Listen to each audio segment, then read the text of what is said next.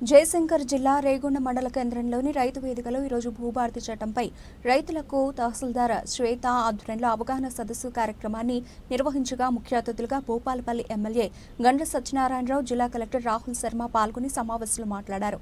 ఈ కార్యక్రమంలో అధికారులు ఆర్డీఓ ఎన్ రవి, జిల్లా market chairman Kishtaiah, PSCS chairman Vijan Rao, Congress party మండల అధ్యక్షులు ఇప్పకయ్య, మండల మహిళా అధ్యక్షురాలు బూర్కుల ప్రమోద, నాయకులు మేకల భిక్షపతి, మైన భిక్షపతి, పునర్రావి, ఎరబలి రవీందర్రావు, బోయిని వినోద్, యూత్ అధ్యక్షులు కోయిల క్రాంతి, ఆయా గ్రామాల రైతులు, రైతు నాయకులు, కార్యకర్తలు పాల్గొన్నారు.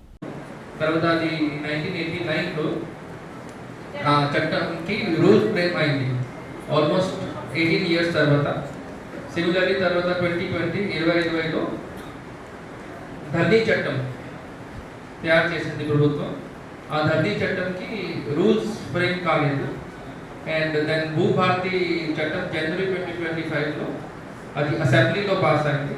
అండ్ ఇప్పుడు 14th ఏప్రిల్లో గవర్నర్లు సీఎం గారు అది చట్టంకి రూల్స్ అండ్ భూభారతి పోర్టల్ అది లాంచ్ చేశారు.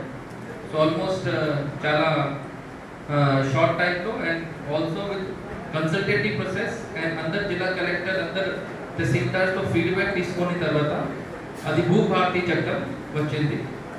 మన భూభారతి చట్టం మీద అవగాహన మన ప్రతి మండల్లో మనం పెడుతున్నాం. సో ఈరోజు రేగొండ మరియు గోరెకొత్తపల్లి మండల్లో మనం పెడుతున్నాం. సో ఎందుకంటే ఆ చట్టం వచ్చిన తర్వాత మీరు అందరు ఆ చట్టం గురించి అవగాహన తెలియాలి. సో మన ఏ సెక్షన్స్ ఉన్నాయి అది మీకు కూడా తెలియాలి. మీరు ఎట్లా అది మీ ల్యాండ్ ఇష్యూస్ మీరు ఎట్లా రిజాల్వ్ చేయవచ్చు ఇది మీకు తెలియాలి. సో అది ముందు గవర్నమెంట్ ప్రభుత్వం 4 మండల్లో భూభారతి చట్టంకి రెవెన్యూ సదస్సులుగా పైలట్ ప్రాజెక్ట్ కూడా పెట్టారు.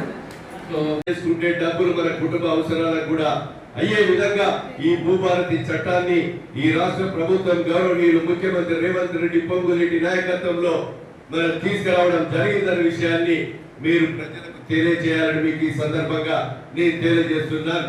కనుక ఈ కొత్త చట్టం రైతులకు ఇంకా వెసులుబాటు కలిపే విధంగా ఈ యొక్క జిల్లాకు ఒక మండలం తీసుకోవాలంటే నేను చెప్పా రేగొండ గాని గోరుకొత్తపల్లి మండలం కలెక్టర్ గారు చిన్న మండలాలు ఉన్నాయి, సమస్యలు ఉన్నాయి, మీరు తీసుకోవాలని కలెక్టర్ గారికి నా సూచన కూడా చేశారు.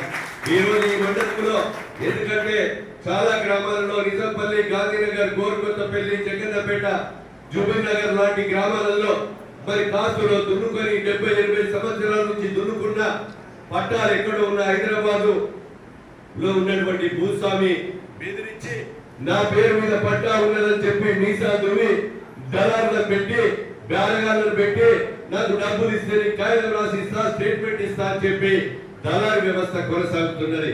ఆ దళారులకు స్థానం లేకుండా భూమిని నమ్ముకొని 20, 30, 40, 50 సంవత్సరాల నుంచి దున్నుకునే రైతుకు ₹1 లంచం లేకుండా ఈ కొత్త చట్టం ద్వారా మీకు హక్కులు కల్పించి పట్టాలు ఇవ్వబోతున్నామని మీకు ఈ సందర్భంగా తెలియజేస్తున్నాం.